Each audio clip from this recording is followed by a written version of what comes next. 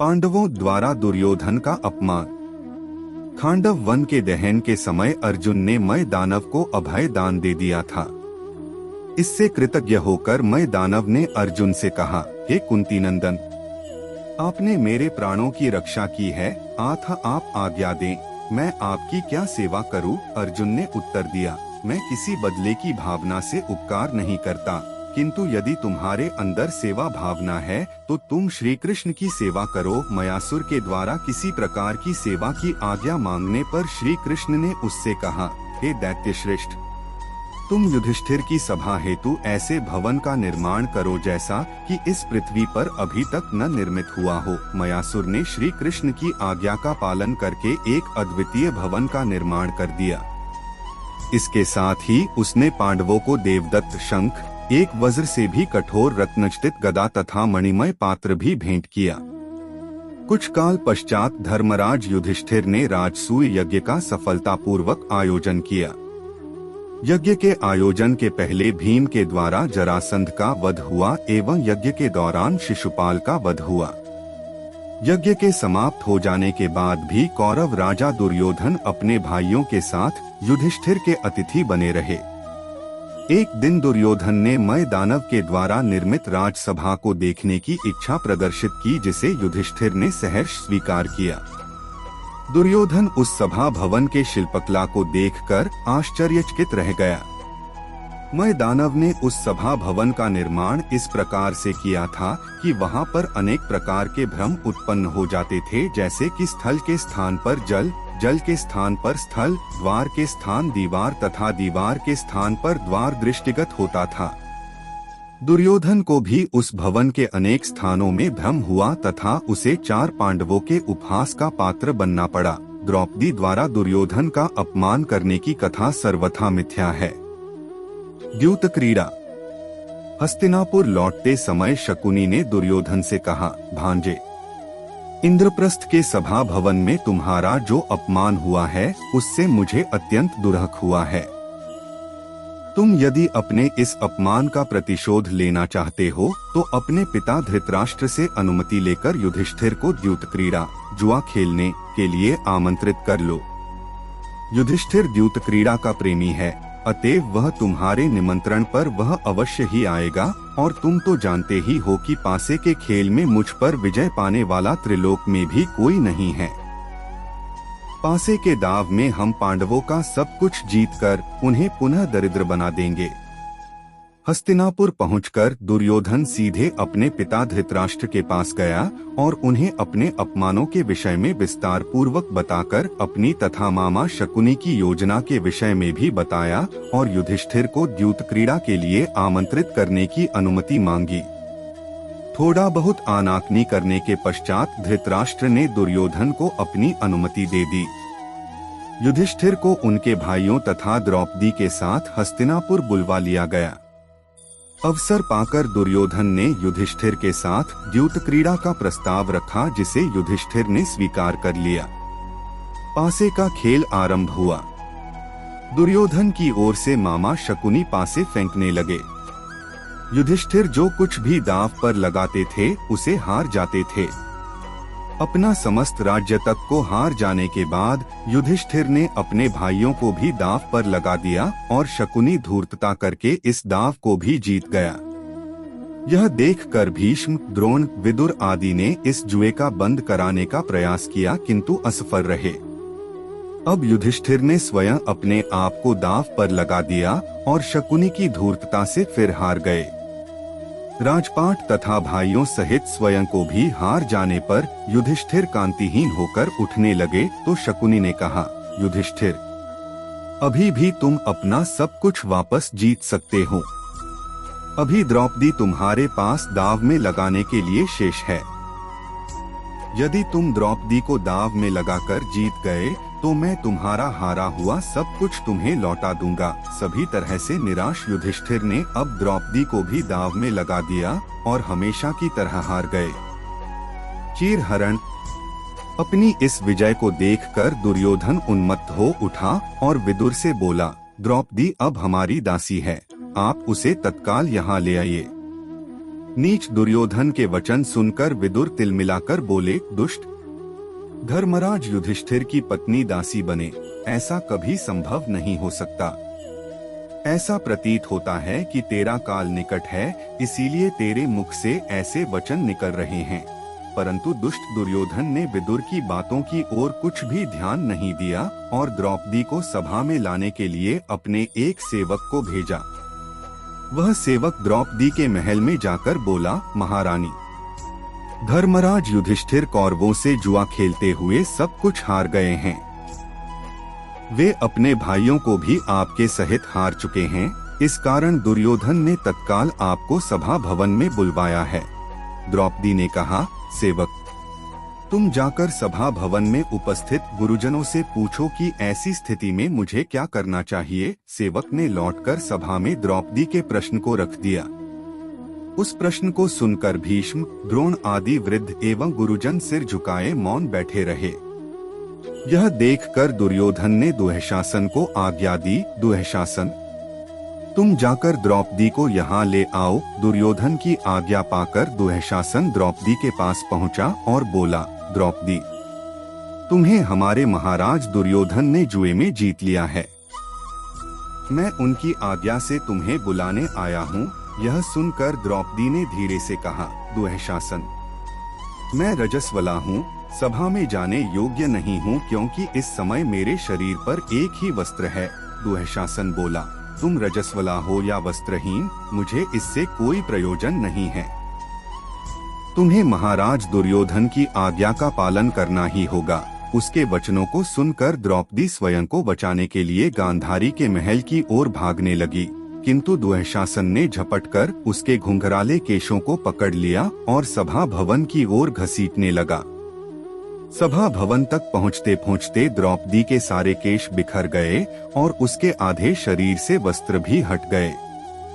अपनी यह दुर्दशा देखकर द्रौपदी ने क्रोध में भरकर उच्च स्वरों में कहा, रे दुष्ट, सभा में बैठे हुए इन प्रतिष्ठित गुरुजनों की लज्जा तो कर। एक अबला नारी के ऊपर यह अत्याचार करते हुए तुझे तनिक भी लज्जा नहीं आती। धिक्कार है तुझ पर और तेरे भरतवंश पर। यह सब सुनकर भी दुर्योधन ने द्रौपदी को दासी कहकर संबोधित किया। द्रौपदी पुनः बोली, क्या वयोवृद्ध भीष्म, द्रोण, धृतराष्ट्र, विदुर इस अत्याचार को देख नहीं रहे हैं? कहाँ है मेरे बलवान पति? उनके समक्ष एक गीदड़ मुझे अपमानित कर रहा है। द्रौपदी के वचनों से पांडवों को अत्यंत क्लेश हुआ, किंतु वे मौन भाव से सिर नीचा किए हुए बैठे रहे। द्रौपदी फिर बोली, सभासदों, मैं आपसे पूछना चाहती हूँ कि धर्मराज को मुझे दांव पर लगाने का क्या अधिकार था? द्रौपदी की बात सुनकर विकर्ण उठकर कहने लगा, देवी द्रौपदी का कथन सत्य है। युधिष्ठिर को अपने भाई और स्वयं के हार जाने के पश्चात द्रौपदी को दांव पर लगाने का कोई अधिकार नहीं था, क्योंकि वह पांचों भाई की पत्नी है, अकेले युधिष्ठिर की नहीं। और फिर युधिष्ठिर ने शकुनी के उकसाने पर द्रौपदी को दांव पर लगाया था, स्वेच्छा से नहीं। अतएव कौरवों को द्रौपदी को दासी कहने का कोई अधिकार नहीं है। विकर्ण के नीतियुक्त वचनों को सुनकर दुर्योधन के परम मित्र कर्ण ने कहा, विकर्ण, तुम अभी कल के बालक हो। यहाँ उपस्थित भीष्म, द्रोण, विदुर, धृतराष्ट्र जैसे गुरुजन भी कुछ नहीं कह पाए, क्योंकि उन्हें ज्ञात है कि द्रौपदी को हमने दांव में जीता है। क्या तुम इन सब से भी अधिक ज्ञानी हो? स्मरण रखो कि गुरुजनों के समक्ष तुम्हें कुछ भी कहने का अधिकार नहीं है। कर्ण की बातों से उत्साहित होकर दुर्योधन ने दुःशासन से कहा, दुःशासन, तुम द्रौपदी के वस्त्र उतार कर उसे निर्वसना करो। इतना सुनते ही दुःशासन ने द्रौपदी की साड़ी को खींचना आरंभ कर दिया। द्रौपदी अपनी पूरी शक्ति से अपनी साड़ी को खींचने से बचाती हुई वहां पर उपस्थित जनों से विनती करने लगी, आप लोगों के समक्ष मुझे निर्वसन किया जा रहा है, किंतु मुझे इस संकट से उबारने वाला कोई नहीं है। धिक्कार है आप लोगों के कुल और आत्मबल को। मेरे पति जो मेरी इस दुर्दशा को देखकर भी चुप हैं, उन्हें भी धिक्कार है। द्रौपदी की दुर्दशा देखकर विदुर से रहा न गया। वे बोल उठे, दादा भीष्म, एक निरीह अबला पर इस तरह अत्याचार हो रहा है और आप उसे देखकर भी चुप हैं। क्या हुआ आपके तपोबल को? इस समय दुरात्मा धृतराष्ट्र भी चुप है। वह जानता नहीं कि इस अबला पर होने वाला अत्याचार उसके कुल का नाश कर देगा। एक सीता के अपमान से रावण का समस्त कुल नष्ट हो गया था। विदुर ने जब देखा कि उनके नीतियुक्त वचनों का किसी पर भी कोई प्रभाव नहीं पड़ रहा है, तो वे सबको धिक्कारते हुए वहां से उठकर चले गए। दुःशासन द्रौपदी के वस्त्र को खींचने के अपने प्रयास में लगा ही हुआ था।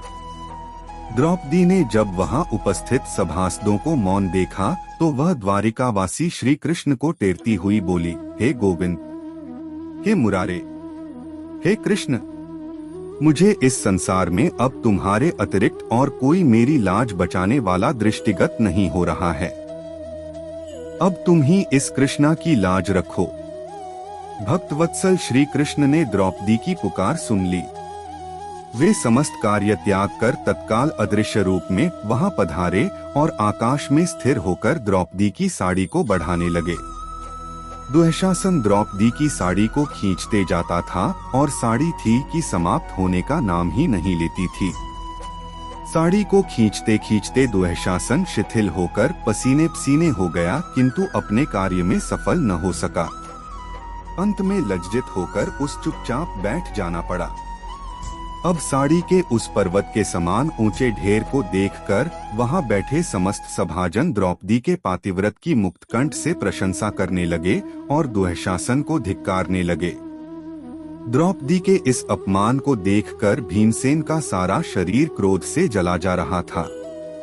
उन्होंने घोषणा की, जिस दुष्ट के हाथों ने द्रौपदी के केश खींचे हैं, यदि मैं उन हाथों को अपनी गदा से नष्ट न कर दूं तो मुझे सद्गति ही न मिले।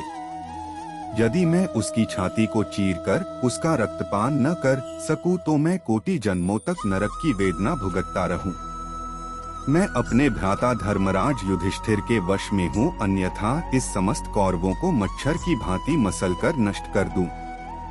यदि आज मैं स्वामी होता तो द्रौपदी को स्पर्श करने वाले को तत्काल यमलोक पहुंचा देता। भीमसेन के वचनों को सुनकर भी अन्य पांडवों तथा सभासदों को मौन देखकर दुर्योधन और अधिक उत्साहित होकर बोला, द्रौपदी, मैं तुम्हें अपनी महारानी बना रहा हूँ। आओ तुम मेरी बाई जंघा पर बैठ जाओ। इन पुंसत्वहीन पांडवों का साथ छोड़ दो। यह सुनते ही भीम अपनी दुर्योधन के साथ युद्ध करने के लिए उठ खड़े हुए, किंतु अर्जुन ने उनका हाथ पकड़कर उन्हें रोक लिया। इस पर भीम पुनः दुर्योधन से बोले, दुरात्मा, मैं भरी सभा में शपथ लेकर कहता हूँ कि युद्ध में तेरी जांघ को चीर कर न रख दूं तो मेरा नाम भीम नहीं। इसी समय सभा में भयंकर अपशकुन होता दिखाई पड़ा। गीदड़ कुत्तों के रुदन से पूरा वातावरण भर उठा। इस उत्पात को देखकर धृतराष्ट्र और अधिक मौन न रह सके और बोले उठे, दुर्योधन, तू दुर्बुद्धि हो गया है। आखिर कुछ भी हो, द्रौपदी मेरी पुत्र वधू है। उसे तू भरी सभा में निर्वसना कर रहा है। इसके पश्चात उन्होंने द्रौपदी से कहा, पुत्री, तुम सचमुच पतिव्रता हो। तुम इस समय मुझसे जो वर चाहो मांग सकती हो। द्रौपदी बोली, यदि आप प्रसन्न हैं तो मुझे यह वर दें कि मेरे पति दास्ता से मुक्ति पा जाएं। धृतराष्ट्र ने कहा, देवी, मैं तुम्हें यह वर दे रहा हूँ। पांडवगण अब दास्ता मुक्त हैं। पुत्री, तुम कुछ और मांगना चाहो तो वह भी मांग लो। इस पर द्रौपदी ने कहा, हेता, आप मेरे पतियों के दिव्य रथ एवं शस्त्रास्त्र लौटा दें। धृतराष्ट्र ने कहा, तथास्तु। पांडवों के दिव्य रथ तथा अस्त्र शस्त्र लौटा दिए गए। धृतराष्ट्र ने कहा, पुत्री, कुछ और मांगो। इस पर द्रौपदी बोली, बस तात। क्षत्राणी केवल 2 वर ही मांग सकती है। इससे अधिक मांगना लोभ माना जाएगा।